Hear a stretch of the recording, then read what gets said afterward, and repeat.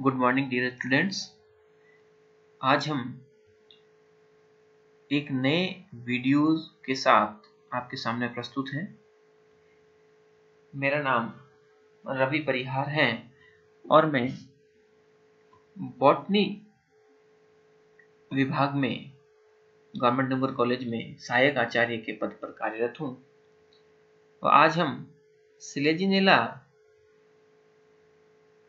जो कि एक टेरिडोफाइट है, वह एक विषम बीजाणु टेरिडोफाइट है के बारे में अध्ययन स्टार्ट करेंगे।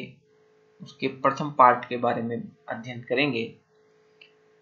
सिलेजिनेला एक महत्वपूर्ण पादप है और एक महत्वपूर्ण समझने की दृष्टि से भी, इवोल्यूशन की दृष्टि से भी और परीक्षा की दृष्टि से भी एक महत्वपूर्ण पादप है, महत्वपूर्ण अध्याय है। क्योंकि हमें पता है कि सबसे पहले सीड हैबिट यानी कि ये जो बीज बनाने का जो स्वभाव है पादपों के अंदर, वो सबसे पहले सिलेजिनेला जैसे पादपों में आया होगा आज से करोड़ों वर्षों पूर्व। और उसी की बदौलत आज जितने भी अनाज, जितने भी दाने, जितने भी बीज इस धरती के ऊपर उपस्थित हैं, विद्यमान हैं, जो कि हमारे लिए डायरेक्टली और इनडायरेक्टली फायदेमंद हैं, का विकास हुआ। इसीलिए इस चैप्टर का, इस अध्याय का अध्ययन अच्छे से करना बहुत जरूरी है। वह परीक्षा में भी इस अध्याय से बड़ा प्रश्न, कई सारे छोटे प्रश्न आते हैं। सबसे पहले हम सिलेजिनेला की सिस्टमेटिक पोजीशन की बात करें तो ये टेरिडोफाइटा डिवीजन के लाइकोप्सिडा सब डिवीजन का मेंबर है।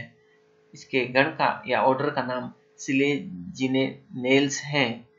वह यहाँ सिलेजिनेलेसी फैमिली को बिलोंग करता है। और ये सिलेजिनेला जो है, इसका सामान्य नाम, ये भी प्रश्न कई बार पूछा गया है। सामान्य नाम बच्चों, अगर किसी भी अध्याय का या किसी भी पादप का, वंश का अगर सामान्य नाम है तो उसे याद करना बहुत जरूरी है। जैसा कि हमने देखा, लाइकोपोडियम का सामान्य नाम क्या था भी? क्लब था। उसी प्रकार से सिलेजिनेला का सामान्य नाम स्पाइक मॉस है अथवा लिटिल क्लब या स्मॉल क्लब मॉस है। सिलेजिनेला की लगभग 700 जातियां ज्ञात हैं। यह एक सर्वव्यापी, विश्वव्यापी वंश है। पूरे विश्व में पाया जाता है, क्योंकि आप देख सकते हैं 700 प्रकार की जातियां अभी तक खोजी जा चुकी हैं सिर्फ एक ही वंश में। तो ये काफी बड़ा वंश है। यह एक विश्वव्यापी वंश है जो कि शीतोष्ण तथा उष्णकटिबंधीय क्षेत्रों में पाया जाता है। इंडिया में इसकी 70 जातियां अब तक रिपोर्ट की जा चुकी हैं। इसकी अधिकांश जातियां नम व छायादार आवासीय स्थलों में पाई जाती हैं। सिलेजिनेला की मरुद्भिदीय जातियां निम्नलिखित हैं। यह प्रश्न एग्जाम में, परीक्षा में बार बार पूछा गया है। सिलेजिनेला की मरुद्भिदीय जातियों के नाम लिखिए। तो सिलेजिनेला की दो जातियां, सिलेजिनेला रुपेस्ट्रिस व सिलेजिनेला लेपिडोफिला, इसकी मरुद्भिदीय जातियां हैं। वह इसका एक बहुत ही महत्वपूर्ण लक्षण है, इसका महत्वपूर्ण कैरेक्टर है, जो कि हमने लाइकोपोडियल्स ऑर्डर का अध्ययन जब हमने किया था, लाइकोप्सिडा का अध्ययन जब हमने किया था, तब हमने इसके बारे में बात भी की थी।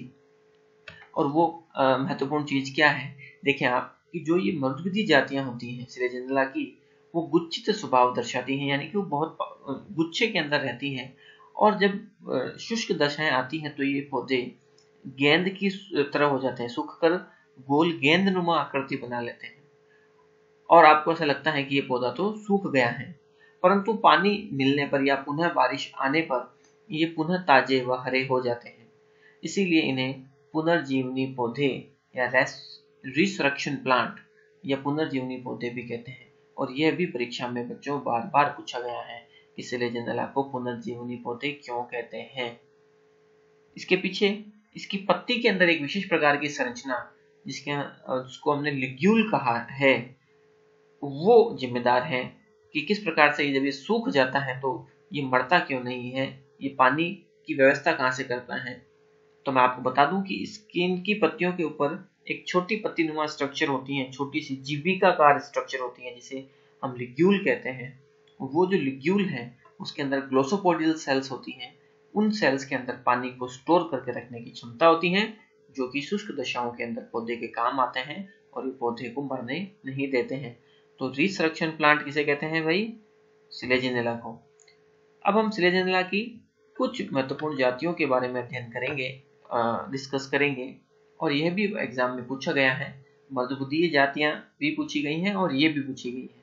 तो आप देखें, Selaginella kraussiana, Selaginella monospora, Selaginella biformis, Selaginella megaphylla, Selaginella proniflora, Selaginella ciliaris, Selaginella pentagona व सिलेजिनेला पैलिडिसिमा कुछ महत्वपूर्ण सिलेजिनेला की जातियां हैं। Selaginella is commonly known as small club moss और स्पाइक मॉस, जो कि हमने अभी बात की थी। अब हम इसके बीजाणुद्भिद के बारे में बात करेंगे। हमें पता है जो पादप का भाग हमें दिखाई देता है जड़, तना एवं पत्ती वाला, उसे हमने स्पोरोफाइट नाम दिया है। और सिलेजिनेला में भी जो बीजाणुद्भिद होते हैं वो लाइकोपोडियम की तरह ही छोटे माप के शाकीय पौधे होते हैं और जिनका आकार 1 से 2 सेंटीमीटर से अलग अलग जातियों के आधार पर कई मीटर लंबा भी हो सकता है, क्योंकि हमें पता है इसकी बहुत सारी जातियां, लगभग 700 जातियां रिपोर्ट की जा चुकी हैं। इसकी अधिकांश जातियां जो होती हैं वो स्थलीय होती हैं व कुछ जातियां अधिपादिपीय भी होती हैं।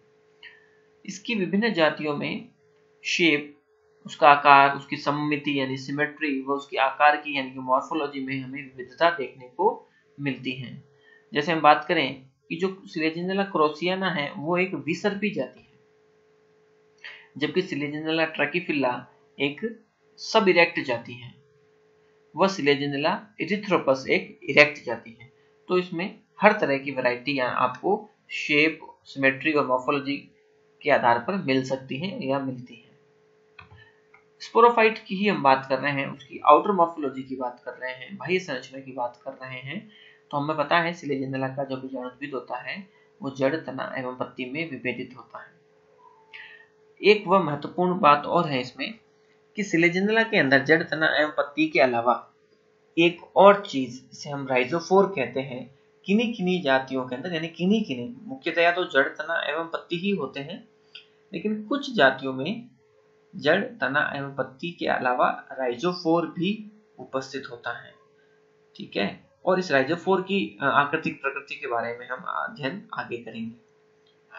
क्योंकि ये बड़ा वंश है, इसीलिए हाइरोनाइमस ने सन 1900 में सिलेजिनेला की जातियों को पादप संरचना के आधार पर दो उपवंशों, दो सब जीनस, सब जेनरा में विभाजित किया। किस किस में? होमियोफिलम व हेटेरोफिलम में।